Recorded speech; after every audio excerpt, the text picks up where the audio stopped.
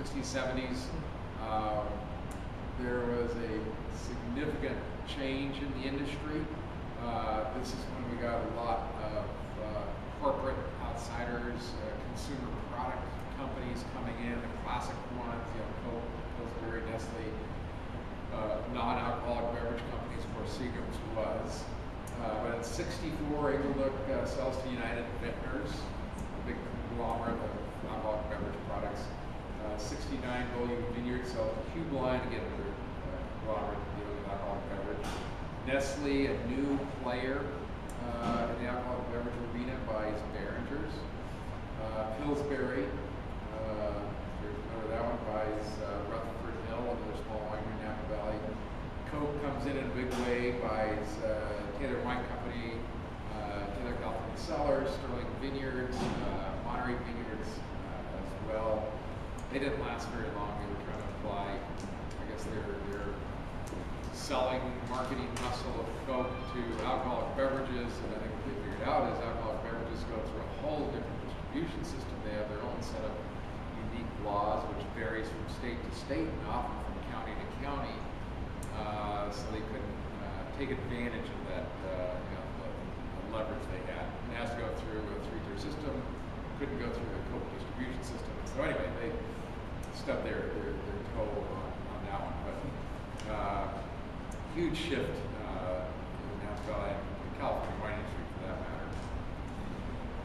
Now, around the same time frame, my uncle Robert Mondavi has been with us all along since the purchasing of the winery in '43. He splits off in 1965 and goes down the road about 7 miles south of us on Highway 29. Establishes his winery, of course, Robert Mondavi Winery. This is one of the first major wineries to be established since repeal, really. And shortly after that, we bought out Robert's ownership of Charles Crew. So my family's winery remains one of the few family-owned wineries that date that far back into the post-Prohibition era. Despite there being 400 wineries in Napa Valley today, only 3 of us date back that far with the same family ownership there. Can you tell me what the other 2 are? What's that? What are the other 2? Any guesses? Gallo? No, Gallo. Okay, now I said Napa Valley. Gallo's in Modesto. Farniente? No, because they sold. They've sold many times. Okay. Many times. Coppo's actually going to bring it back. Farniente? No, because that got found and then that got bought by Gil Nichols in late '70s, I think. So it's so the 2 wineries. One of them you'll probably never heard of, Nicolini Winery. It's a very tiny winery. I don't believe they have much distribution outside of probably Northern California. They've been there since the 1800s. Same family. I don't know what generation they're on now. The other one might surprise you a little bit is Trinchero, which owns Sutter Home. So they started Sutter Home in '48, I think it was, just shortly after us, and it's still owned by the same family, Trincheros, and they're based right there in Napa Valley. So that's the only 3 out of 400 wineries that, still family owned by the same family. So here's just kind of a snapshot of what wineries looked like a few years ago. This would have been 1966, which was that 50 years ago or 35? I can't do math. At least in front of you. So this is a line card of all the wines that we produce at Charles Crew Winery. We had 27 different items. We had, up in the top left, we had sherries, tawny ports. Upper right, and I can't read them, but they were, I think those were Sauternes, Sauvignon Blancs, things like that. Rieslings, you can get the hot bottle there. Bottom left, some of our reds. Of course, we have Cabernets, Gamay Beaujolais, Zinfandel, and numerous other varieties, rosés.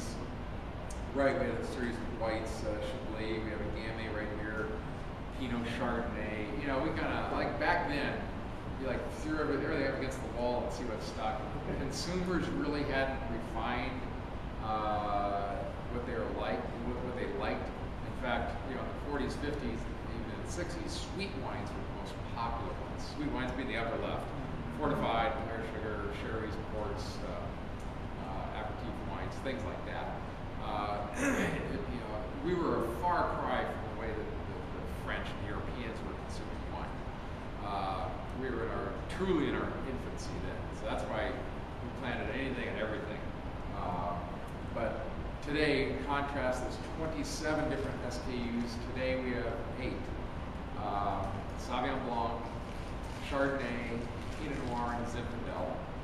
And that represents maybe a third of our production. And then the most important ones are Bordeaux Reds. We have Merlot, Cabernet, Generations, which is a blend. We're going to taste that one, and then VS Cabernet. So those 4 are all Bordeaux Reds, all based on Cabernet. And that represents about 2/3 of our portfolio. Yes? When did it start dawning on this generation of winemakers that there were certain grapes that Napa was really locked into? Because you can't keep making 27 grapes forever. You can't. And that came about probably into the late 70s, early 80s as well, when there was an explosion of wineries. In fact, I will comment here.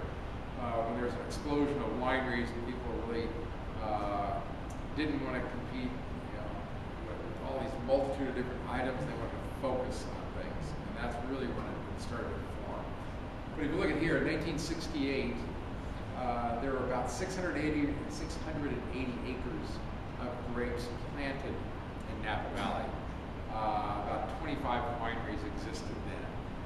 Just 10 years later, it exploded up to about 3,600 acres and about 65 wineries at that point. So pretty significant growth, considering we probably had 25 wineries since Prohibition almost.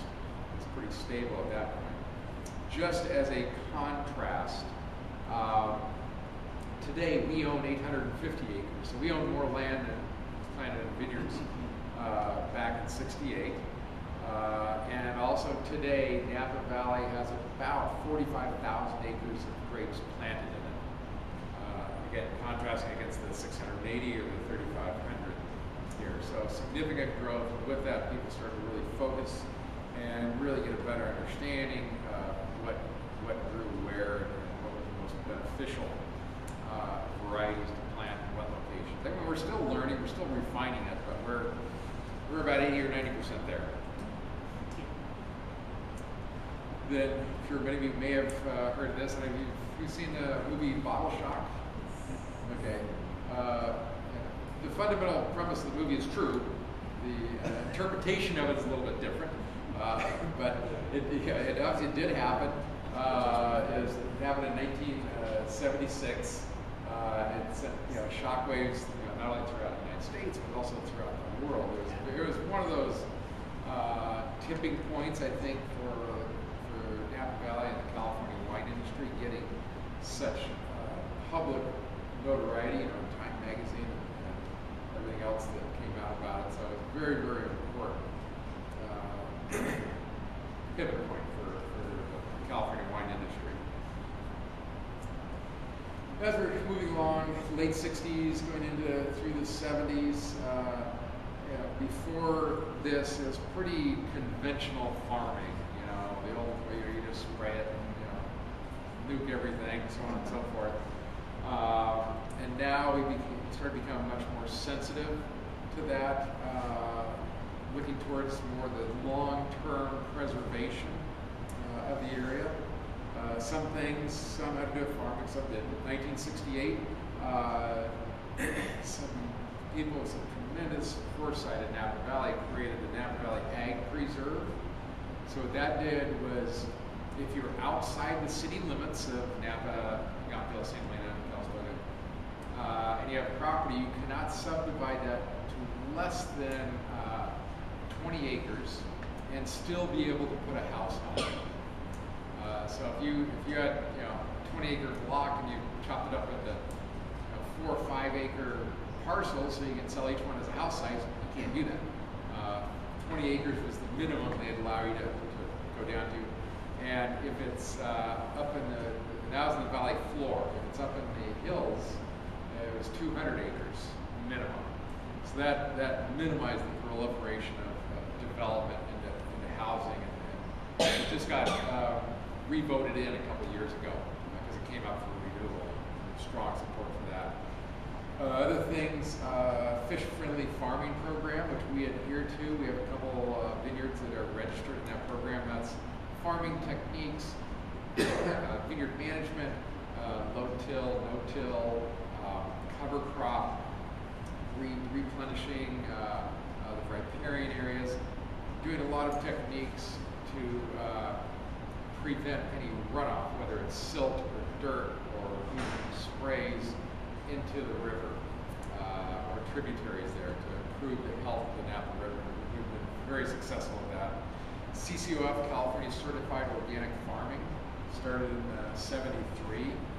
Napa Valley Grape Growers, kind of a technical group to improve quality of grape growing there, established in '75. Napa Green program, again, it's not necessarily organic, but it kind of tends towards that to really sustainable farming of the land, started in 1980. And then, of course, Rudolf Steiner's biodynamic farming, which has been around since I believe the late 1800s, started to get a little bit of traction